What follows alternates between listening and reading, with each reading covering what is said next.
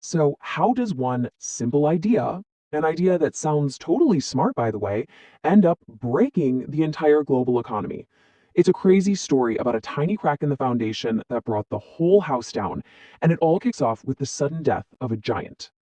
It really started with a massive shock to the system. Picture this. One day, Lehman Brothers is a pillar of Wall Street. The next morning, poof, it's just gone. And we're not talking about some fly by night startup.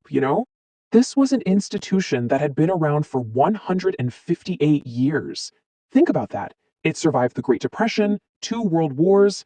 I mean, this thing was an absolute titan. And when it went down, it took $600 billion with it. That number is so huge, it's hard to even wrap your head around. But this wasn't just numbers on a screen. This was people's pensions, their investments, their life savings, all of it vanished. So, yeah, the big terrifying question is how on earth does that happen? How does a financial giant, something that seems so permanent, just collapse over a single weekend? To figure that out, we gotta rewind the tape. All right, let's start digging. We're going to look at the recipe for this whole meltdown. And it really all comes down to one simple, powerful idea that almost broke the world. And there it is. That's the one. This single sentence was the bedrock, the core belief the entire system was built on. House prices always go up, right? It seems so obvious, so safe. Well, it turned out to be maybe the most dangerous assumption in modern financial history. So, how did this one idea get so powerful? Well, the stage was perfectly set for it to run wild. You have to remember, back in the early 2000s, the economy was reeling from the dot-com bust and the 9/11 attacks. So, to get things moving again, the Federal Reserve slashed interest rates to rock bottom lows. And just like that, borrowing money became insanely cheap. And what happens when money's that cheap? Well, lending standards kind of go out the window. Which brings us to the infamous ninja loan. And yes, it stands for exactly what you think. No income, no job, and no assets. I'm not kidding. Banks were literally handing out mortgages to people they knew couldn't afford them. Why? Because hey, house prices always go up, right? So what's the risk? Now, this is where Wall Street performed a kind of financial magic trick. First, they gave out tons of these risky ninja loans. Then, they bundled all these bad loans together into a new package, something called a mortgage-backed security. Then, they sold these bundles to investors all over the world. And for the grand finale, the people who were supposed to be the watchdogs, the rating agencies, stamped these bundles of junk triple A. That's the safest investment rating you can possibly get. But wait, it gets even wilder. The system got so detached from reality that Wall Street created a way for people to actually bet on these loans failing. It was an insurance product called a credit default swap.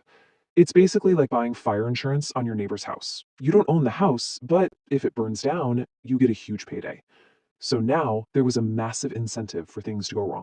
So what we have is this massive, teetering house of cards built on a foundation of bad loans and a shaky belief.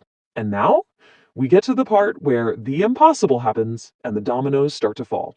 And once it started, the chain reaction was just swift and brutal. Domino 1, the impossible happens. House prices don't just stop rising, they start to fall. That one fact shattered the system's logic. Domino 2, all those people with 9 loans can't pay, and they start defaulting in huge numbers. Domino 3, suddenly those AA safe bundles of mortgages, they're revealed to be completely worthless, toxic. And Domino 4, the banks holding trillions of dollars of this stuff just panic. They stop lending. The entire credit system freezes solid. And that is what took down Lehman Brothers. And look, this wasn't just a Wall Street problem anymore. When credit freezes, it means regular companies, the ones that make actual stuff, can't get the loans they need to pay their employees or buy supplies. The entire engine of the global economy just ground to a halt. Which brings us to the final grim part of the story, the aftermath. With the whole system in ruins, the big question became, who was going to pay the price for all of this? The US government was stuck between a rock and a hard place. I mean, what a terrible choice. Option A, let the banks fail and risk a global depression that could have been worse than the 1930s.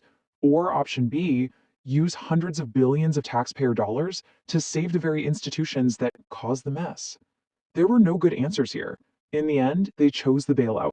So the financial system was saved, but the human cost was just staggering. We're talking a 10% unemployment rate. Millions of families lost their homes. Trillions of dollars in regular people's retirement savings just evaporated. But maybe the deepest wound was the hit to our trust in the system, especially when pretty much none of the top people responsible for it all ever went to jail.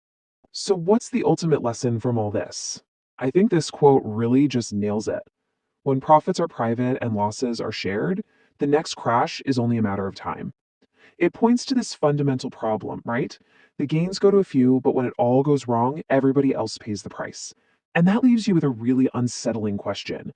Have we actually fixed the problem, or are we just waiting for it to happen all over again?